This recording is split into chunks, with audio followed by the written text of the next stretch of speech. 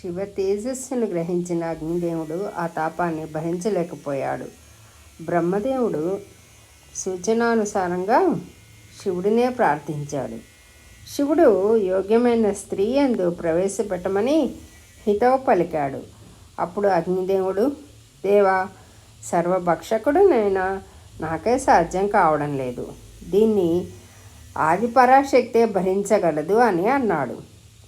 అది అక్కడే ఉన్న నారదుడు విని, ఈ శివ తేజస్సును మాఘస్నానం చేసే 6 స్త్రీల యందు ప్రవేశపెట్టమని శివుని ప్రేరణతో తరుణోపాయం తెలియజేశాడు. అగ్నిదేవుడు సంతోషంతో తన స్థానానికి వచ్చేశాడు. తర్వాత గంగానది తీరంలో మాఘస్నానాలకు అరుంధతీదేవి తప్ప మిగిలిన 6 ఋషిపత్నులు వచ్చారు. వారు మాఘస్నానాల అనంతరం గంగా తీరంలో అగ్ని ముందు చలి కాచుకోసాగారు.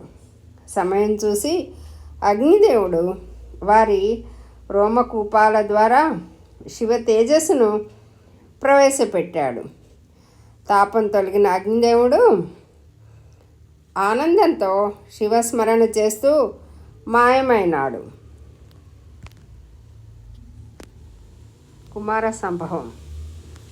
తాము గర్భవతులమని గ్రహించిన ఋషిపత్నులు ఆ శివ తేజస్సును హిమవత్ పర్వతమునందు విడిచి తమ తమ స్థావరాలకు వెళ్ళిపోయారు. హిమవంతుడు ఆ తాపాన్ని భరించలేక గంగానదిలో ప్రవేశపెట్టాడు.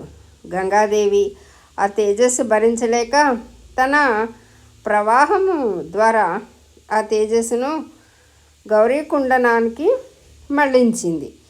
శివ తేజస్సును భరించగలిగిన ఆ గౌరీకుండంలో చాలా కాలం ఉంది. ఆ తర్వాత మెల్లమెల్లగా తీరానికి చేరిన తరంగాలతో పాటు శివ తేజస్సు కూడా తీరం చేరింది. అక్కడే శరవణ భవ అని పిలువబడే రెల్లుగడ్డి వనం ఉంది. ఆ శరవణ వనానికి చేరుకున్న శివ తేజస్సు అద్భుతమైన పిండంగా మారింది. అది నిదానంగా తేజోవంతమైన శోభాయమానమైన సుందర రూపుడైన కుమారుడిగా రూపాంతరం చెందింది. మార్గశిర శుక్లపక్షంలో షష్ఠీ తిథి నాడు శివపుత్రుడి జననం సంభవించింది. రాక్షసులందరినీ గెలిచి దేవతలకు వారి ఐశ్వర్యాన్ని సంపాదించి ఇవ్వాలన్న సనత్కుమారుని సంకల్పం నెరవేరడానికి అంకురార్పణ జరిగింది.